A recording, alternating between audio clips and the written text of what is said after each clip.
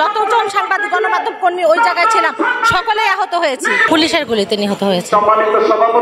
এখন পর্যন্ত কোনো মামলা হয়েছে না? আর আজকে এই প্রতিবাদ সভায় আপনাদের মূল উদ্দেশ্য ভুক্তভোগী সেজন্য না, আমার সঙ্গে থাকা আরো অনেক সাংবাদিক সেই সময় আহত হয়েছে।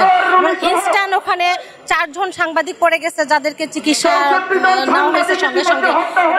জনবাণীর একজন সাংবাদিক ছিল জীবন চৌধুরী, তার কানের সাউন্ড গ্রেনেড মারার কারণে তার ডান কান আহত হয়েছে। এরকম আরো অনেক সাংবাদিক আমরা গুরুতর আহত হয়েছি।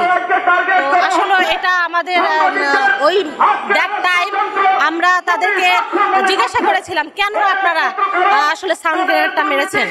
তো আসলে ওনারা কোনো উত্তর আমাদেরকে দিতে পারে নাই, কারণ উত্তর আসলে ওনাদের কাছে ছিলই না। এমন কোনো চাঞ্চল্যকর ঘটনা ওখানে সৃষ্টি হয়নি যে কারণে পুলিশ বাহিনীদেরকে সাউন্ড গ্রেনেড মারতে হবে এবং বারবার দফায় দফায় টিয়ার সেল মারতে হবে, যার দ্বারা আমরা সাংবাদিক যতজন সাংবাদিক গণমাধ্যম কর্মী ওই জায়গায় ছিলাম সকলেই আহত হয়েছি। এটা আসলে উদ্দেশ্যমূলক ছিল।